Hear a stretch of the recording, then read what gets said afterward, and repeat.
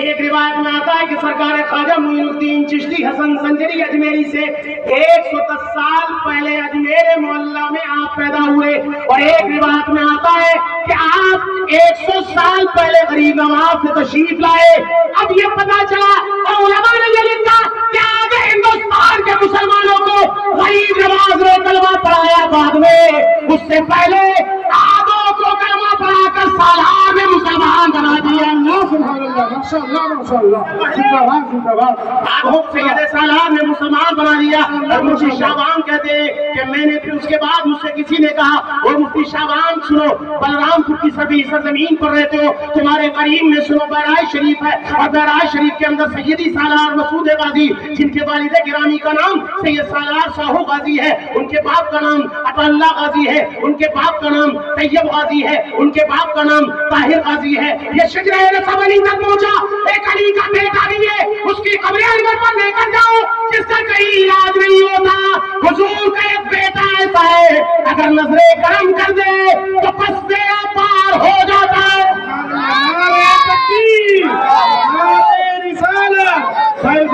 سیدی سالار، سیدی سالار، درباری سیدی سالار، عاشقی سیدی سالار، ماشاءاللہ ماشاءاللہ۔ مفتی شعبان فرماتے بس دن نکلا، دل نکلنے کا انتظار تھا، دن نکلا، دل نکلتے ہی میں چلا گیا۔ میں جب جو بہرائچ کی سرزمین پر پہنچا، سیدی سالار مسعود غازی کے دروازے میں جو زنجیری دروازہ ہے اس میں داخل ہوا، میرے ساتھ میری بچی بھی تھی، اس کے آگے بڑے لال دروازے میں، اس کے اور آگے پر پہنچے تو مزار مبارک میں حاضر ہو رہا تھا۔ ہر مزار پر چراغ جلائے جاتے ہیں، ہر مزار پر دیے جلائے جاتے ہیں، چراغ روشن کیے جاتے ہیں، جبکہ کسی بھی مزار والے کو کسی چراغ کی ضرورت نہیں ہوتی، ہر مزار والا خود ہی چراغ ہوتا ہے، ساری دنیا کو روشنی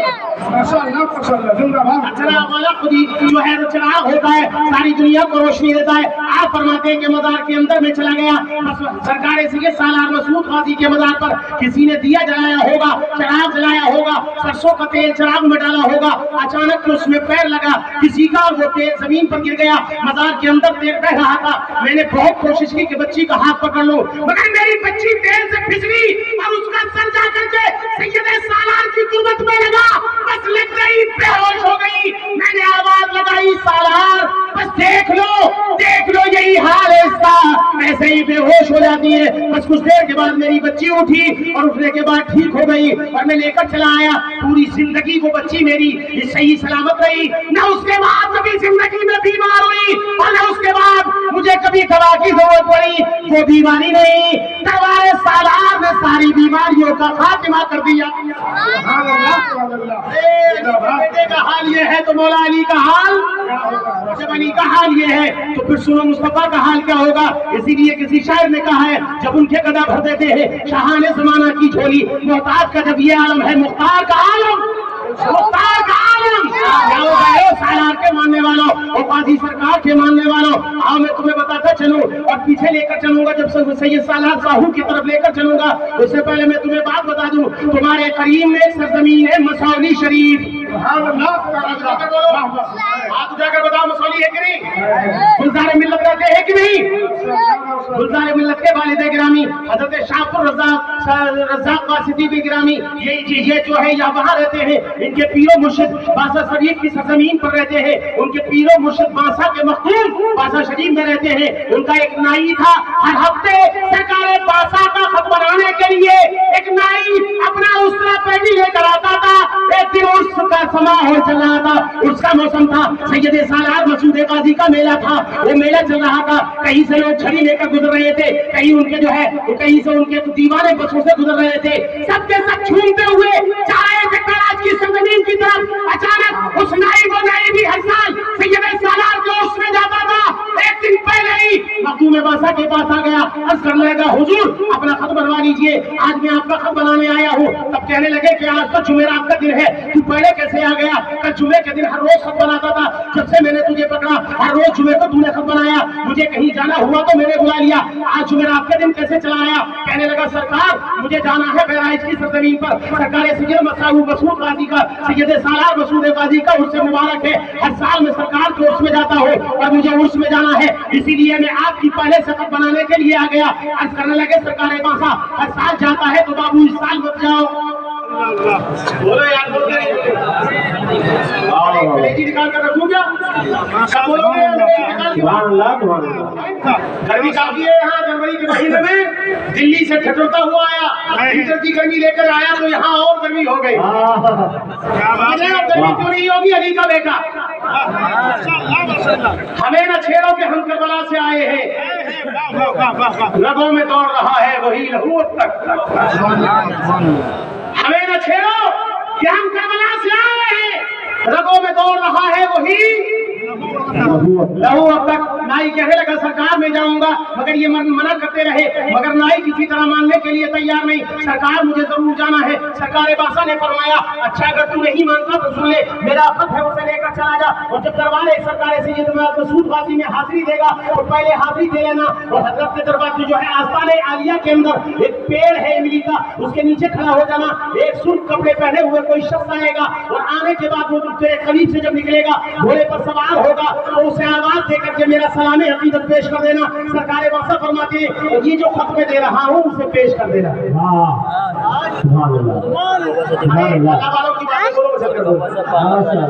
ये मेरा खत उसे पेश कर देना। अब ये गया दीवाना जाने के बाद सलामी हाजिरी पेश की, और हाजिरी पेश करने के बाद संजीर इधर दरवाजे को चूमा, और चूमने के बाद सारी अकीदतों के खिलाफ पेश कर दिए, और पेश करने के बाद जाकर उसी पेड़ के नीचे खड़ा हो गया जिस पेड़ के नीचे की बशारत सरकार बासा ने दी थी। कोई फोन नहीं था, कोई दुकान नहीं था, कोई कासिद नहीं गया, कोई टेलीफोन नहीं था, कोई कासिद जाने वाला नहीं था जिसने जाकर के उस घुड़सवार को जो है इजाजत खबर दे दी कि एक आने वाला आता है। बस एक घुड़सवार आया, आने के बाद बोला अस्सलाम वालेकुम। और सरकार बासा ने जब तुझे खत दिया था वो खत कहाँ है, मुझे दे दे।